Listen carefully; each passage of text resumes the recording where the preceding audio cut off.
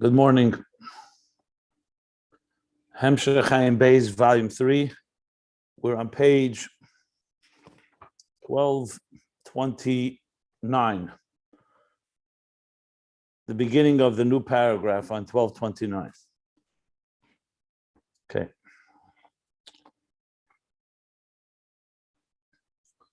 So the general discussion here is explaining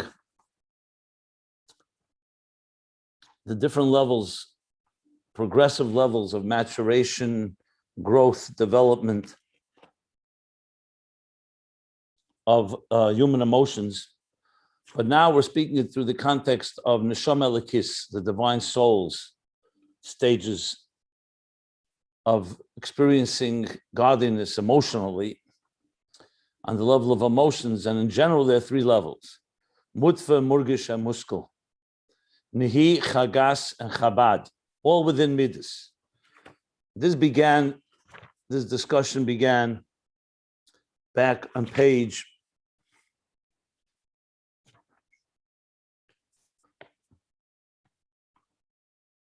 the bottom, on the top of page 1221, and we'll go for another 30 pages probably until we get back to the theme that he began with, which was Gan Eden. But just since it seems to already be emerging the connection, I'll just say it briefly. Remember, Gan Eden is a unique domain God creates within existence that has that's more closely attached to the source, to the pleasure that drives all of creation, the purpose of creation. However, primarily Gan Eden is the place where our Aveda, our work, and the energy, the divine energy it generates, Gan Eden is the place where it's stored. So Gan Eden clearly, in Ishtalshlus itself, plays a unique role, because it's not just part of the structure, it's like, you can call it the treasure house, if you wish, or the engine room in some ways. I won't say the engine room is not the right word, more the place where there's that connection to Gan Eden being a garden, as we learned, to the pleasure that he called Keser, going all the way up to the highest levels. And when we do Aveda, which is fulfilling the purpose of existence, Gan Eden is the description of the place or the level where this is stored, and the neshama will benefit from it. And ultimately, in the Geula, all that energy will be revealed in this world as well. So to understand how this energy is generated through Aveda, which was the central theme down by below on page 1220,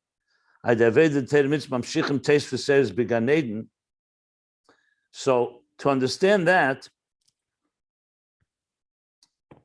what that level is, the Rebbe Rashab went into how it all works within us, because we're a microcosm of the whole cosmic order. So what's ever happening in the world is also happening within us. So through our Aveda, whatever level of Aveda we do, that's what we draw down. It's like action, reaction, cause and effect.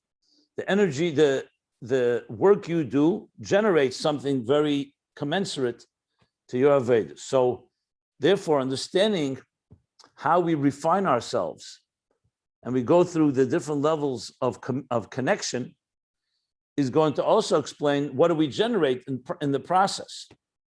So when we talk about Mutva, Murgish, and Muspel, or as he began, Nihi, begins with just serving God with a Heskim Chazak, with a strong determination that this is the right thing to do. It's complete, it's behavioral, doesn't have any feelings involved, but it's a commitment. It is a person making the choice to do that. And that generates an energy. What energy is that? That's a Nihi energy. Then within that level itself, we learned you can also have some emotions. But it brought from Perik to Ayin and Tanya, which I'm going to elaborate upon a little more soon. That there's also in the mind, like he said, the language he used, what he called, the words are in the mind and the talumas libay, maskim b'meichiv libay. So though there's no full-blown emotion, feeling passion or excitement, but the mind and the heart are engaged, not just in behavioral, the mind appreciates and the heart feels the importance of this. Like he said, Ye'asa. I actually typed Ye'asa from the word masim, fitting, but actually comes from the word Yah. It's beautiful, it's nice, it's appropriate to connect to this God. It's appropriate to completely be dissolved in it. But it's not you can't call it emotions, you call it primarily Heska. So all this are the first stages, what he would call soon mutfa. Murgish is when the feelings begin to develop, the stage of Yanika, and what follows Yanika. All the years, all the way to 13 years old, as he explained. And here, the emotions are beginning to have their own revealed state, also in stages. It's not just the hard wiring of the natural, in the case that we're talking about, there's no nefesh alakis, it's natural connection to God. But it's also an emotion is beginning to appreciate. But in these levels, it's still quite minimal. And in Murgish itself, we talked about Murgish al pi haseichel, which is not going to be yet full muscle. So in Murgish itself, like we talked, there's also stages. As the mind grows and the emotions in turn grow with it, what all happening here is besides the emotions being revealed, the emotions are also being created by the mind. So I want to explain this a little more in depth because it's going to be relevant to what we learned here, what we're going to be learning now, what exactly these different stages are. But briefly, there's the hardwired that were natural. What he called, a little later, he calls that requires a hisbonenus, but not a real not a serious not an intense contemplation, but just some contemplation to appreciate that God is our Father. And like a child has a natural love to the Father, it's embedded, you're born with it. There's no work needed to do that. The work is needed to be aware of it. And the second point he made was that you feel that God is your life force. Chayecha, hu chayecha. Now, just for the record, I didn't mention this till now, but these two elements are actually in chapter 44 in Tanya. In Tanya, he talks about it very specifically, these two aspects. Feeling that God is our life force, and even more so, that God is like our father, like a child and father. So right now, you have the natural attraction, the natural love that the divine soul has, but it's natural, like a child's love for a parent. And his hisbonenus is just awareness, like your parent walks into the room, so the child recognizes the parent.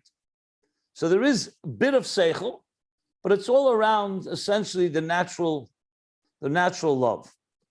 So real mutva, pure mutva, is when it's completely concealed, like a seed in the ground, like an ibur in the stage of pregnancy, or as he compared it, even during birth.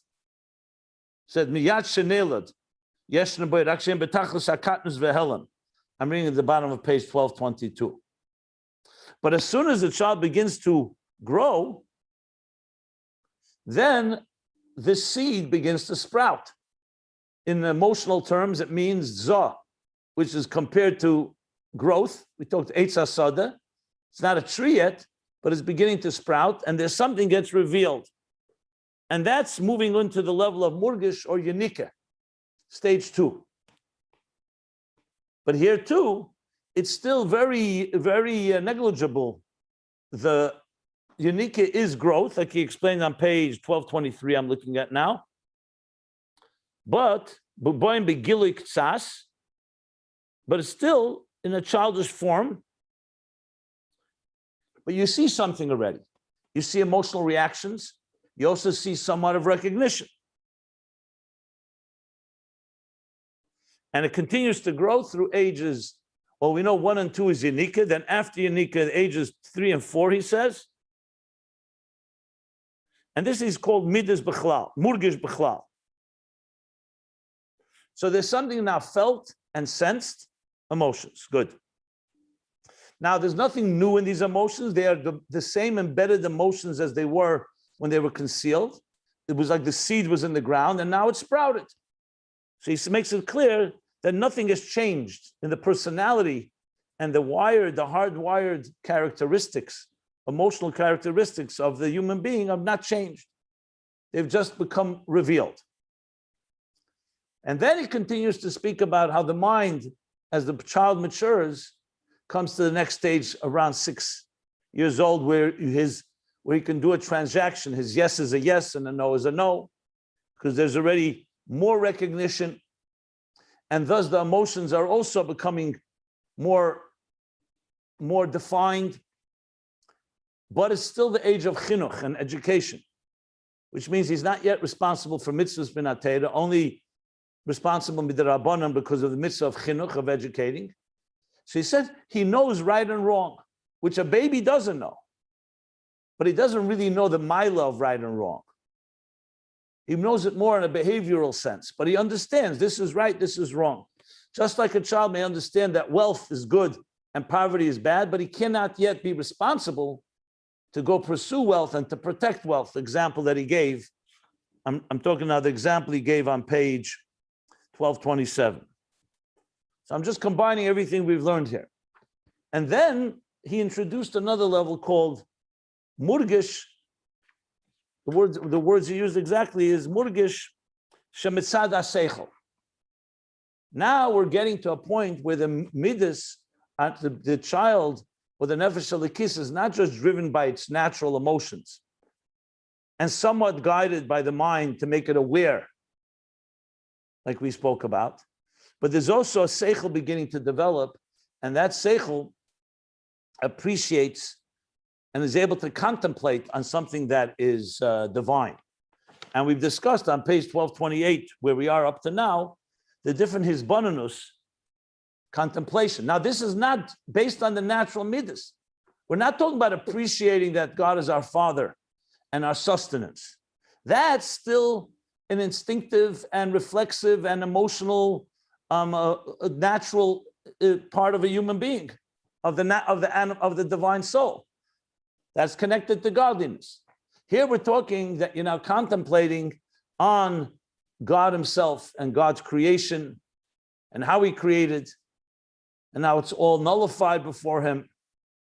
Or the second contemplation he spoke about, the haflah of yesh ma'ayin, the wonder, nifla me'ed, and it's still called eisei pella. The third thing he talked about is bonus, eisei pella, and also all the worlds, yeah. The third thing was his bonus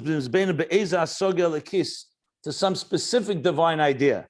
He gave examples. I'm reading at the bottom of page 1228. Eris and Kalim, the different levels of the 10 spheres, the different worlds. So you see here, you're talking about the divine process, so to speak. And then he finally said, Ubefrat, on the top of page 1229,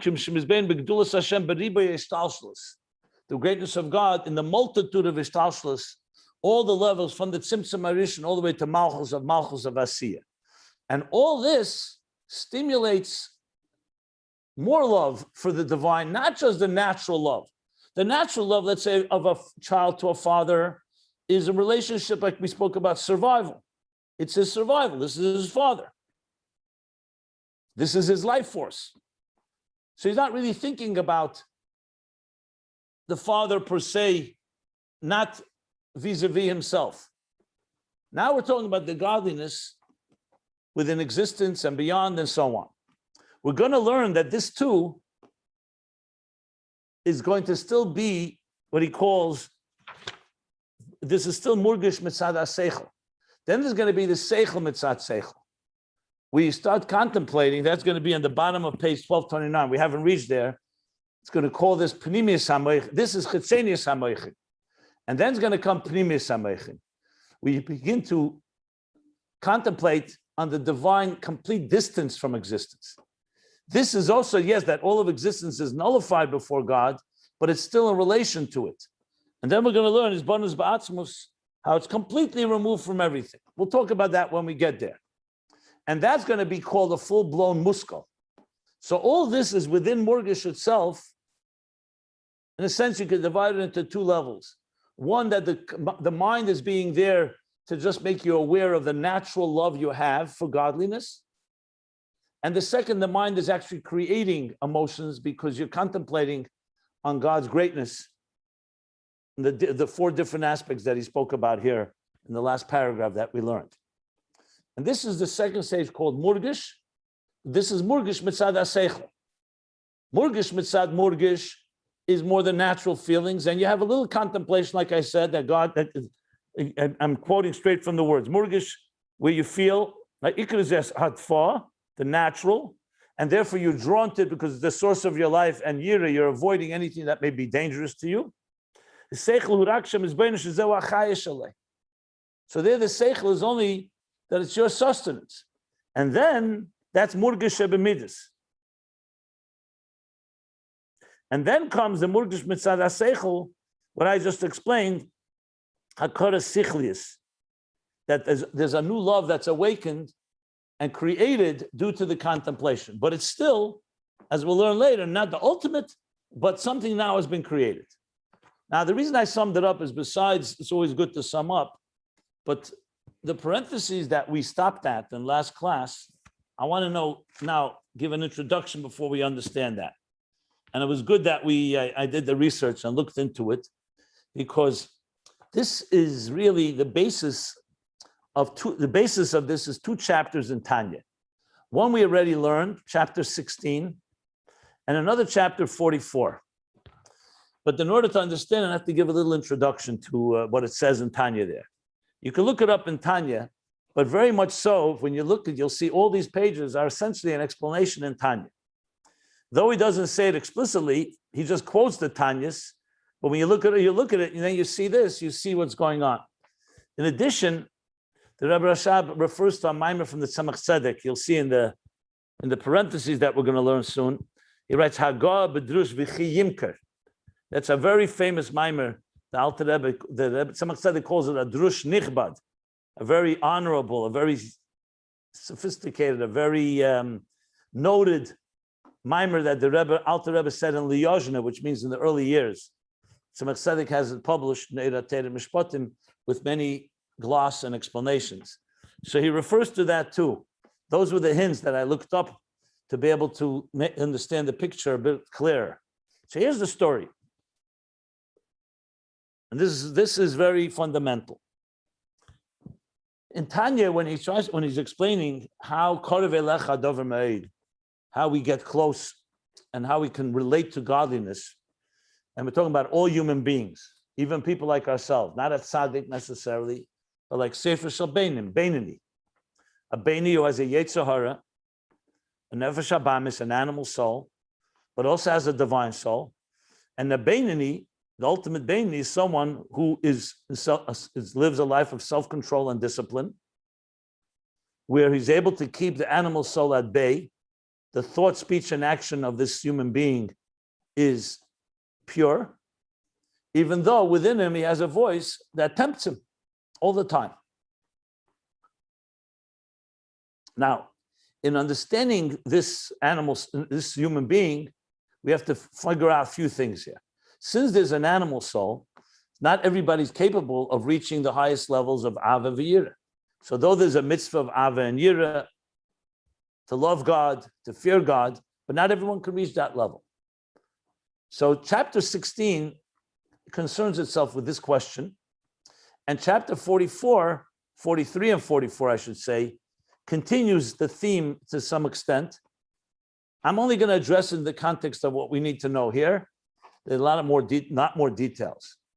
But in chapter 16, the Alter Rebbe begins saying that there's a klal gadol, two klalim gedolim, he says, two general principles that are fundamental for a Beinani to know. I'm going to focus on, I'll mention the first one, but elaborate on the second one, which is very relevant to us here. What he says there is like this.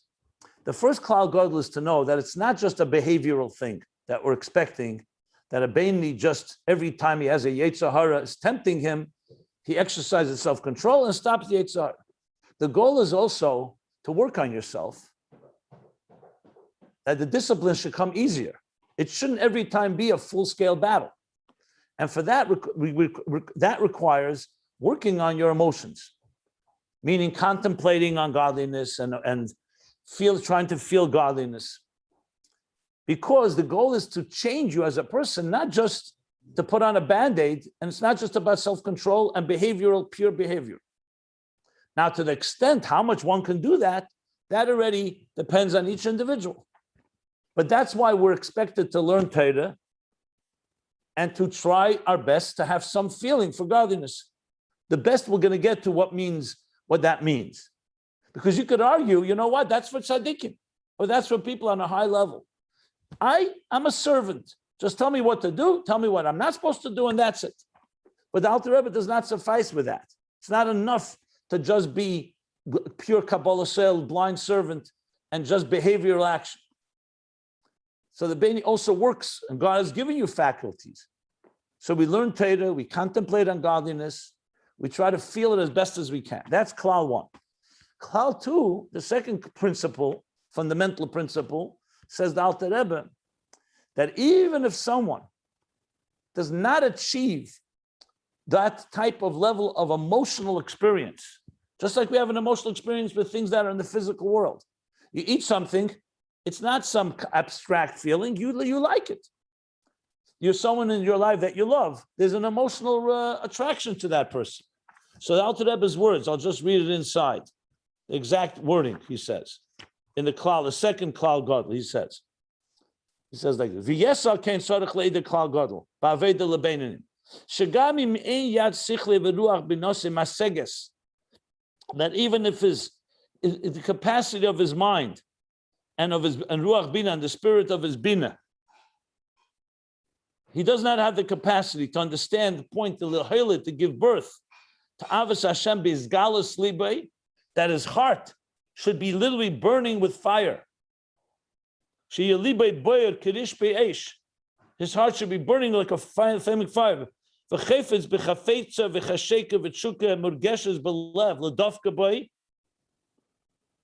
he's incapable of getting his heart so excited. That love remains, that passion and love remains concealed in his mind and the innermost recesses of his heart. Which means, and this is what he quoted at the bottom of page, when we read on page, Perek Tazayin, on bottom of page, 1220, where was Perek Tazayin? 1221, yeah? So the quote, next level, he quotes, Shalev Mevin Beruach Chochma Bina Shebemeche, that the mind understands and the heart appreciates, but it's not to the point of a full-blown emotion. Just let's put it very balabatish, very simple. You can be learning Chassidus right now. You can understand and appreciate that you should be connected to godliness and understand its value, no problem. But can you compare it to the passion you're going to have today, let's say, for a physical pleasure, or in eating a meal, or making money, or other things that we're involved in? No, because one of them is very apparent, very accessible, and doesn't even take any work. It's our natural love for this world. Godliness, as much as you understand and appreciate it, it still remains somewhat removed. So can you say you have the same passion to godliness as you have to some physical pleasure? I'm not even talking about anything prohibited or forbidden. Even something that's fine. Because that's the way Hashem made it, like Levi Yitzchak Baditchever said. He turned to God and said, Akunz, you showed a trick. What'd you do? You gave the people Olam Hazeh, physical pleasures, on a platter. They experience it every day. And you wrote about Olam Haba, about the spiritual, in a book. Why don't you try reversing it? Let them experience spiritual pleasure like a given, like a natural thing. And write about Olam Hazeh, the physical pleasures, in a book, and you'll see how they behave. So that's exactly true. The way that God created existence, the tzimtzum, he concealed that spiritual pleasure and divine experiences takes work and doesn't come as easy as the animal soul's interests, which are about our own survival and our own instincts and so on. Now, if you need, I don't think anyone needs proof, but if you need proof, look what happens. Look how easy it is for us to get upset. Look how we react to things. Why don't you say to yourself, 1 second, there's a God, there's a big God. What am I caring about little petty things? But that's how we are. So the Alter Rebbe is addressing. So even if someone, he says, is unable to get his heart aflame and ablaze in love for godliness, okay? But nevertheless, at least conceptually in the mind and the heart appreciates it. That's already a step forward. Because if you don't appreciate it altogether, you're just completely immersed in Elam Haza in this material world, then you're not even there consciously. You're basically living a numb and a disconnected life. Here, at least, you're appreciating it. So you're not on that level emotionally, but you're appreciating it. So as a result of that, you feel it's appropriate and fitting to serve God. So now it's not just pure behavioral. Behavioral is how it manifests, but the behavioral is also somewhat influenced by this, by at least this, what he calls the Ruach Chochma Bina Shebemeche and the Talumis Liboy, as he calls it. Yeah.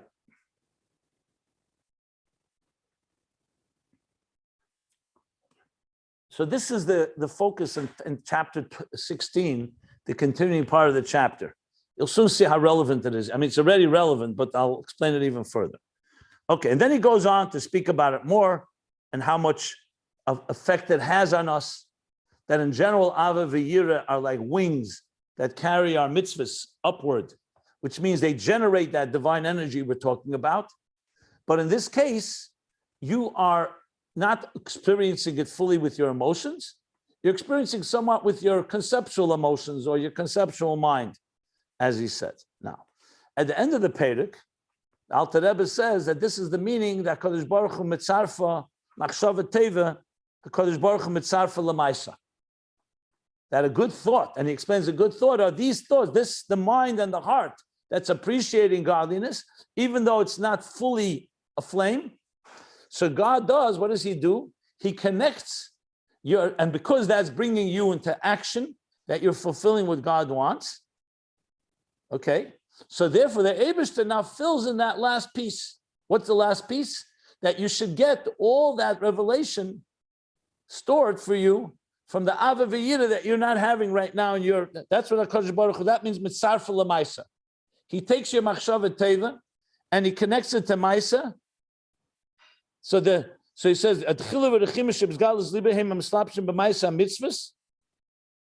okay, since that's the full version of it, God fills in that so-called missing piece.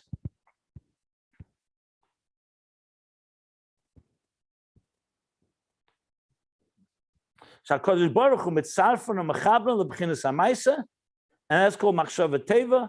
Why is it called machshava teva? Because it's not chila v'rechima mamish b'izgalus libri. Because it's only a thought, a good thought you're having. You know it's appropriate, and that is what the Eibishter does. Kim b'dvunas meich v'talumis libri. And this elevates your mitzvahs. And now the Alter Rebbe introduces the next piece that is vital here. At the end of chapter 16, the Alter Rebbe introduces there's a difference between Ava v'yira sichlim, Tchila v'rechima sichlim. Remember, Tchila v'rechima is just Aramaic for love and awe, Ava and Yira, and Tchila v'rechima tivim. And we'll soon see how that connects to Ayin Beis. So at the end of the chapter, he says like this, that without God making this siruf, machshava teva, you still have something, because you still have the natural love that you have. This is all we're talking about that comes through his barreness. Contemplation, you don't have the ability for that to arouse and stimulate a full-blown fiery emotion. But you still have, as he says, tchila v'rechim tivim, hamustarim belev, because it's concealed in your heart. It's not revealed. Here he doesn't say it, but later in chapter 44, he's going to say, this is like the love of a father, or the love of your life and sustenance. So even if you're not fully aware of it, it's there by nature. So therefore you have what he calls the aliyah of your mitzvahs that are being done by that. Because you're in actuality, behaviorally, you're fulfilling what God wants, your father wants. You just don't have the fiery emotion that comes through contemplation.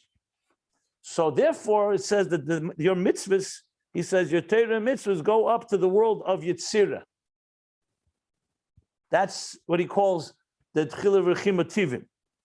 What the Eibishter does, that you can't do on your own, Mitzarfa L'Maisa, when he's Machshava Tev, Mitzarfa L'Maisa, the Eibishter adds also the connection that comes from Tchila V'Chima Sichlim. Because when a person contemplates properly and it awakens a fiery love, that we don't have on our own, and that's what God adds, and therefore allows the Torah mitzvahs to also elevate to the level of Elam Habriya. That's what he says in chapter 16. Okay. In chapter 43, the Alter Rebbe talks about two levels of Ava. 43 or 44?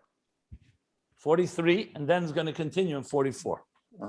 In chapter 43, he says that there are two levels of Ava, Avas Elam and Ava Rabba.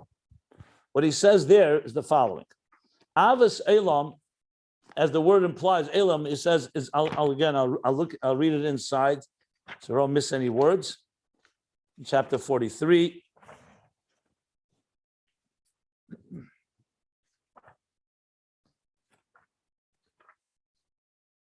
Yeah, he says like this.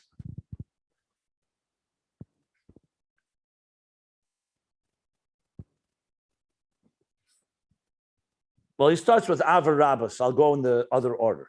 Ava Rabba is the Ava B'Tainugim, is the love of pleasure. That's a flame that rises on its own, and it comes as a gift from above. To someone who does his Avodah in a complete way with Yira, which he talks about earlier, this is given to him as a gift.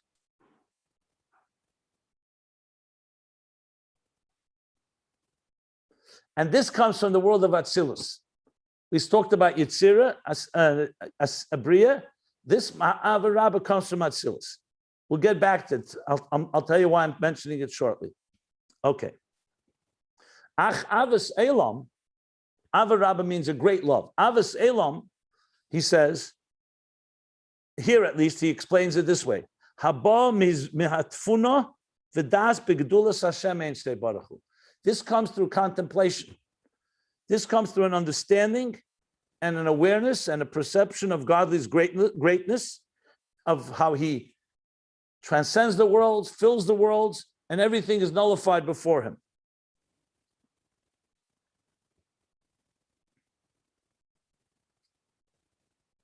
And this contemplation causes and awakens a ava that you should only want and love godliness, not anything else, because when you appreciate godliness, that's all you want. Because he's Moked HaChaim, because God is the source of life. And here, let me just see exactly.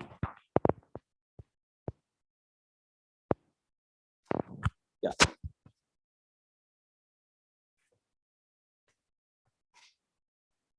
Okay, that's Avasalem. In chapter 44, he continues and says that these two levels of love have many different levels within them. And every person has to follow according to where they are. Everybody's at their own place of where they contemplate and how much Ava they can awaken. But then he goes on and says like this.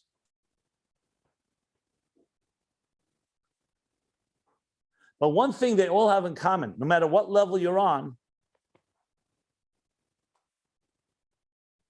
what's equal to all Jews,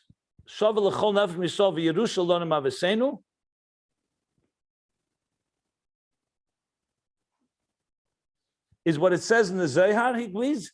And now he brings these two things, that a person desires to connect to God naturally, because Ato Hashem nafshi v'chaya mitim. And a person desires life. Remember these words in Ayin Beis? So this ava is natural to all of us. Because a person, naturally, we don't need effort to desire life and desire sustenance. He says that clear. And when he wakes up in the morning, he says, he desires, he wants to be alive. And therefore,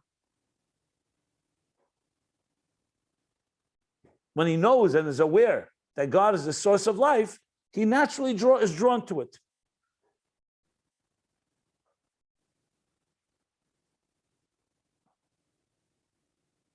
And then he says there's some greater natural love we all have. The natural love of a child to a father. Here he actually says it's a higher level. In Ayin Beis, he includes them together. But both of them are natural to us, like a child to his father. Okay.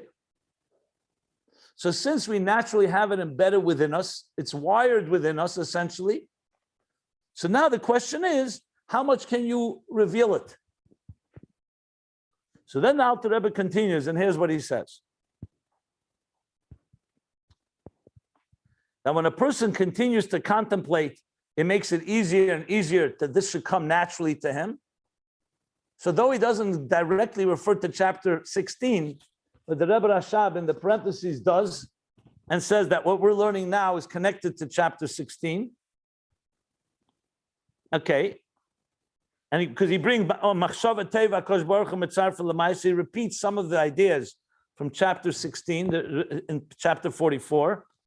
I'm just skipping. I just want to get to the place that I want to finally come in. He says, and it's easy to elicit these natural love because since it's embedded in you, it's not a new thing that needs to be created.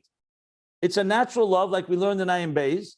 It just needs a little contemplation. So he says, like this.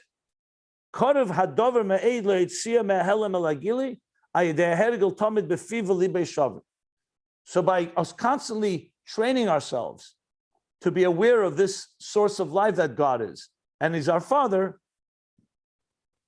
it makes it easier to access. But then here is what he says next.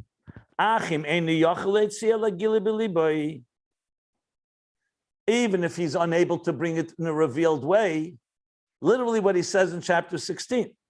Nevertheless, he still can do Torah and mitzvahs with imagining this feeling and this thought. In other words, even if it's not, like we said, a fiery love and passion, but at least he's aware of it. And now he brings the next piece. And he says, Vihine,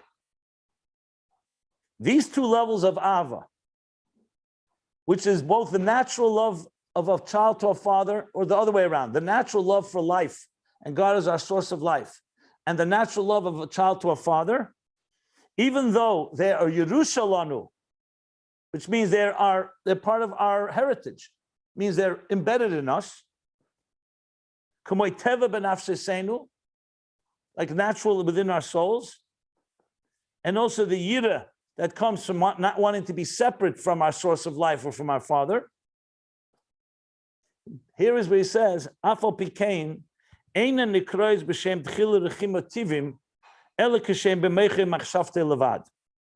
Nevertheless, even though they're embedded from birth, nevertheless, they're not called natural love and awe, love and fear, until they're at least in your mind and in your thought, the talumas libe, and the recesses of your heart.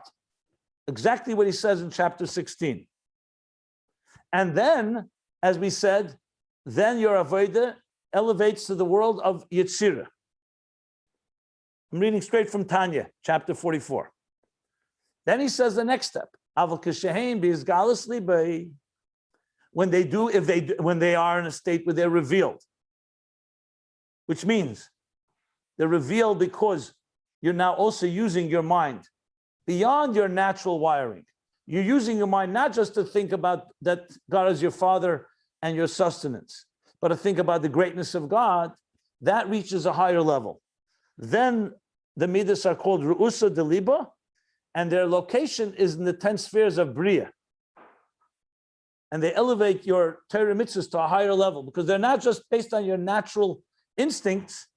You've now awakened a love that's deeper than the natural. What he said here, the contemplation that comes through the murgish mitzad seichel, not just the murgish mitzad midas. So there's the seichel that helps reveal that God is your sustenance and your father, and then there's the seichel that awakes a new level of emotions because God is great, because you recognize how everything is nullified before him. That's an active, created emotion.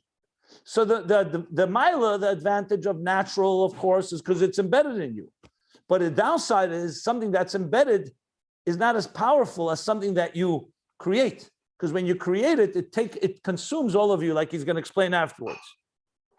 It says why? Because in order to get the emotions alive and passionate, you need to have that concentrated contemplation. The natural love to God as our sustenance or as a father doesn't have that element. That is only that which is naturally embedded, and you're aware of it. But in order to really bring a person to a passionate place, that's through this. He elaborates here.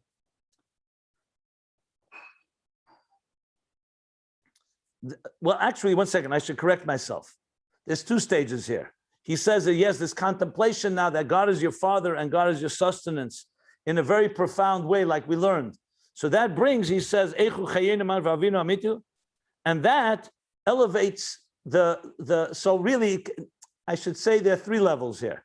I want to correct myself. One is the natural love, mutfa, that a person has, even if they don't feel it at all, and it's just a behavioral level. Second, there is some contemplation that makes you feel. And that seems to be, I'm trying to think where that second level is. That looks like, yeah, that's already where you have Perek Tazayin, that you already have at least your mind and heart are aware, even though they're not alive with it.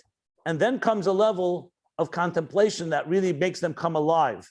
And it really becomes revealed in you, which is not everyone's capable of reaching that, as he said.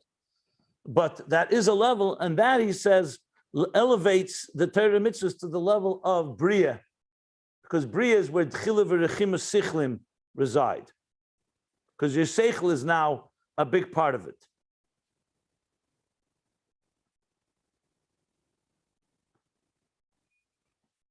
Then the Alter Rebbe continues and says, furthermore, these two levels of Ava, the love of the father, the love of sustenance and Chayis, they also encompass in that Ava Rabbah, which is from Atzilus, which is greater than Tchila v'Rechima Sichlim. Even though this came through contemplation, Ava Rabbah is even greater because that's a gift that comes from above.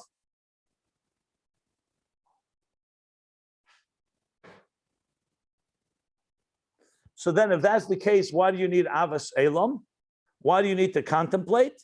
So he says, because you need Avas Elam, because in order to increase the flaming fire of love in a strong torch and passion, many strong words here, that never disappears.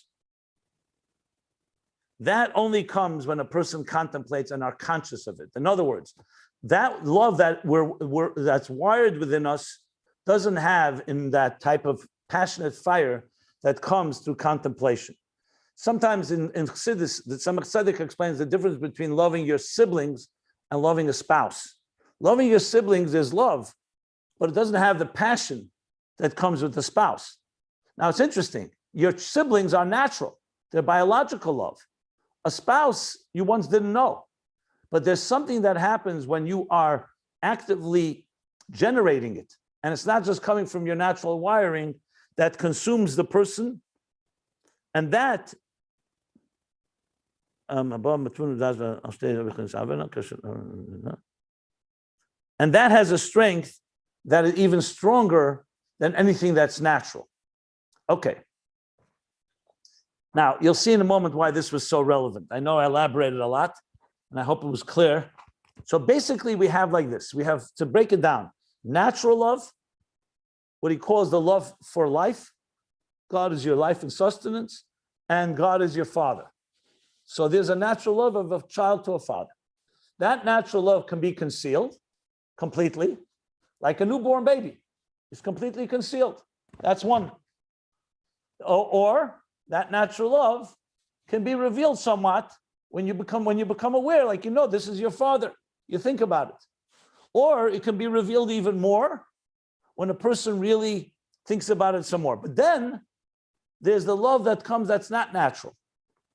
So on one hand, it's not embedded in you, but it's coming from your contemplation and godliness.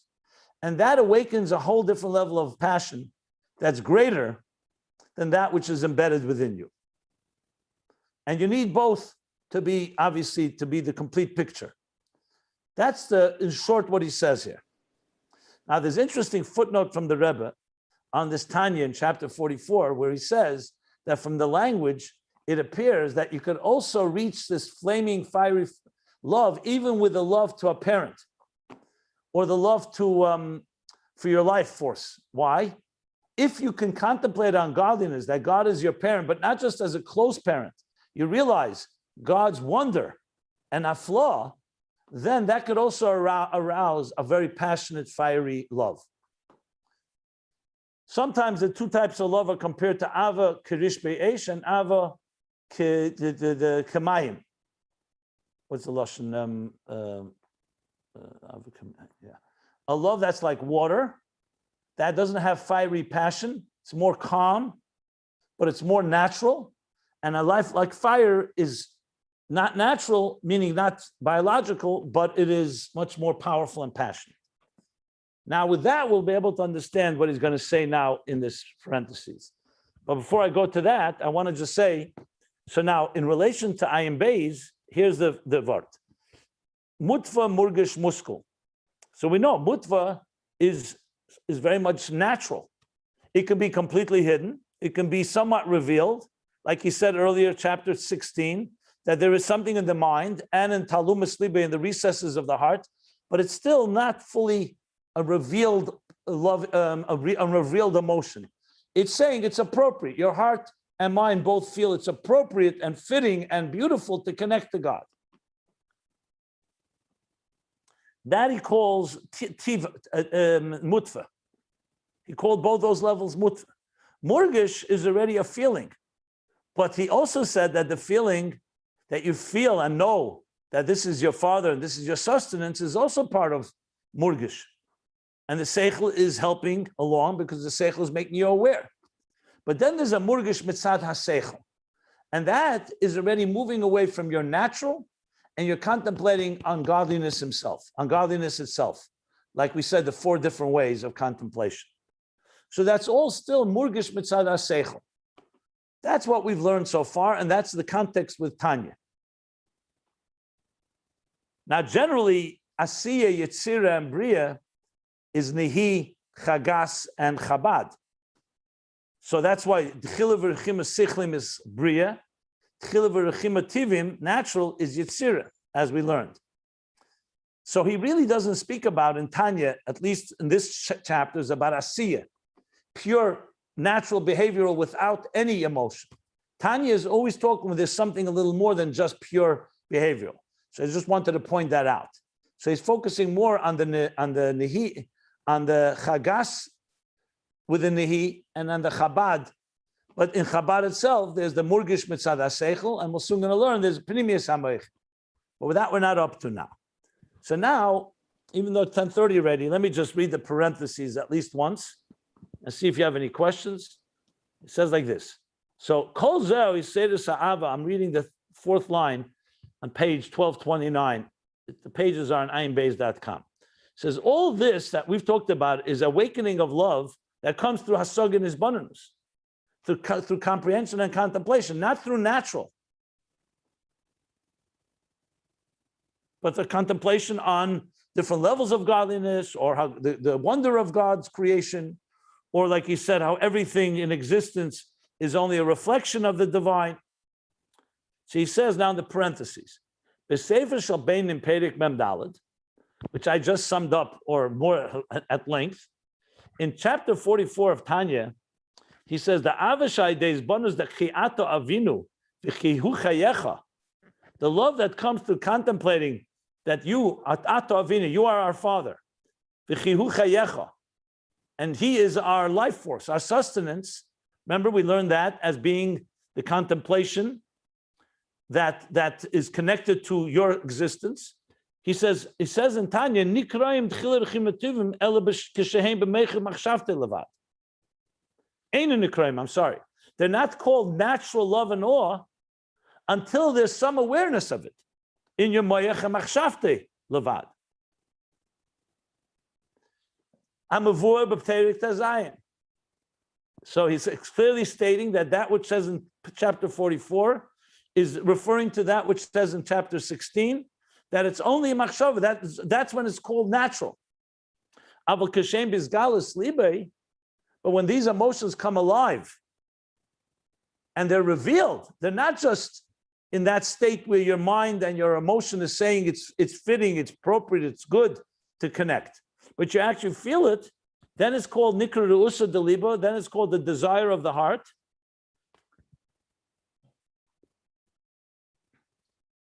And as he goes on to say, rusa deliba, which is a higher level. And here the Rebbe Rashab adds v'nira, and I feel, or nira means it seems, shezeu b'chinas ava selim shebepedek mem gimel. That this is exactly the level of Ava Salem and Pedek Mem Gimel. When a person contemplates to the point that his heart gets awakened with a passion, that's the Ava Salem. That's coming through contemplation. But not just in the mind and the talumas liba, in the concealed part of the heart, but it's in the revealed part of the heart. Second, I want to look at second of Pedek, chapter 53. Why is he saying Nira? Is it not that clear?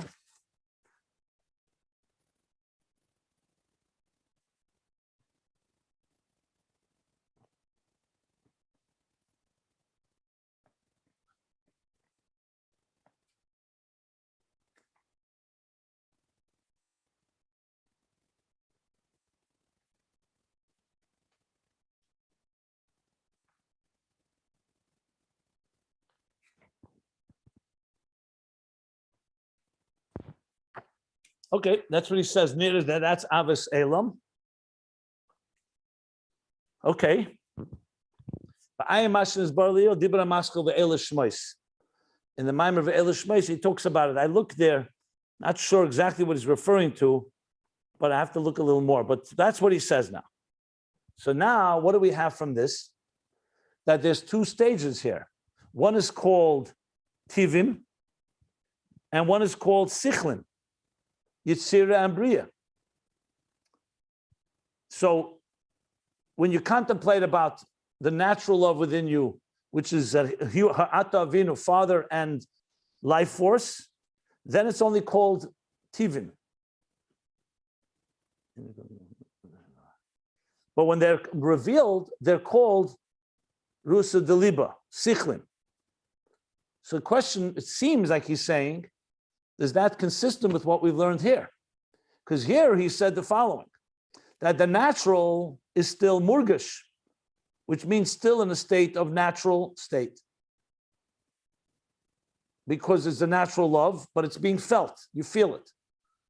When you contemplate on godliness, independent of your natural connection to God, meaning it's not about you, but it's about godliness, that seems to be the second level called Avasela.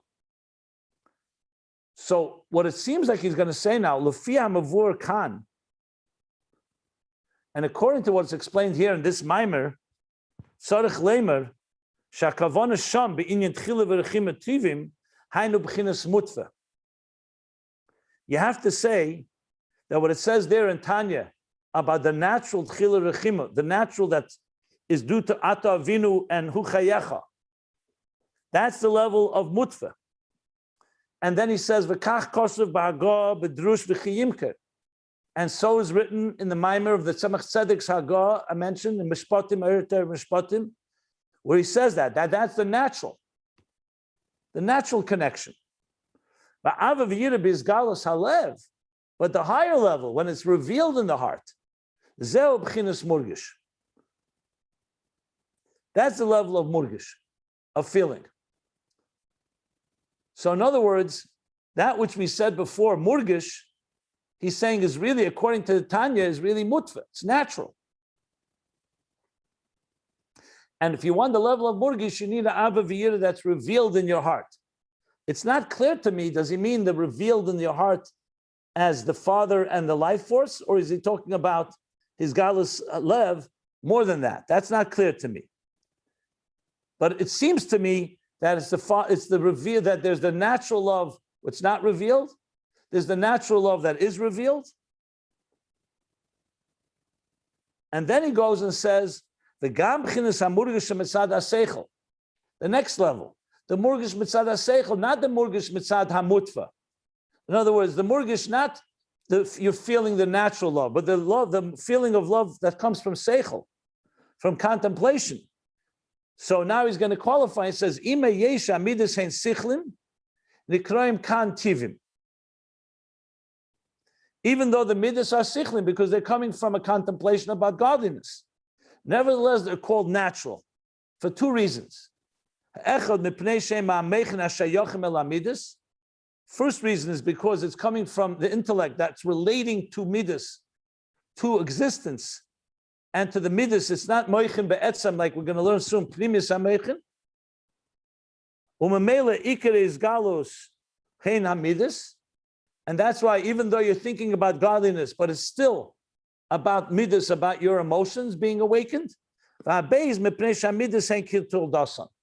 And the second reason it's called natural is because the midas are still kiltodosan as they were in their natural form. You've not changed your emotional structure. Your emotional tendencies and dispositions are still the same. Now, this, of course, needs more explanation, but because of time, I'm going to have to explain this tomorrow. Now, I'll leave a few minutes because I really do I need to go, but if anybody wants to ask anything. The second part of this parentheses, I'll explain tomorrow. So don't ask me about that because I haven't really explained it. But anything before that, I try to give the whole overview here.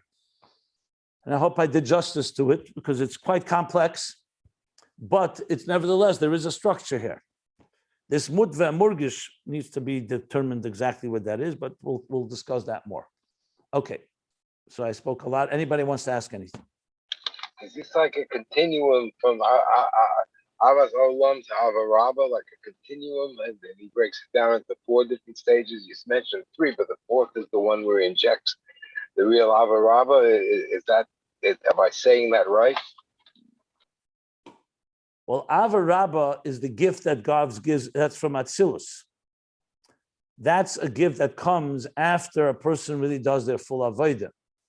So he says, yes, that the lower levels of Ava that we're talking about get infused with that as well. But he's not discussing that here. That could be the next level when we talk about Mutfa Murgish Muskel. I'm not sure if Avarab is being addressed in this section in Ayin Beis. In Tanya, he clearly speaks about it in chapter 43 and 44. Here, I don't know if Avarab is addressed here. So I don't want to comment on that. I'm not sure how that fits in.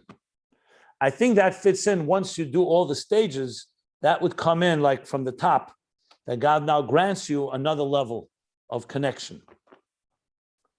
Right now, we're talking all primarily either you're naturally born with it, or you're developing, or you're revealing that, or you're actually generating something through your contemplation.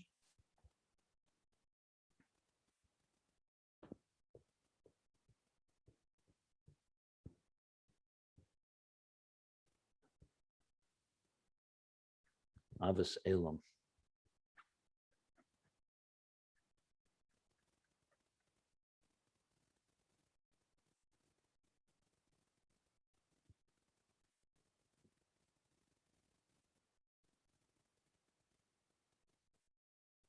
Okay, I will continue. I'll explain more tomorrow. So let's stop here.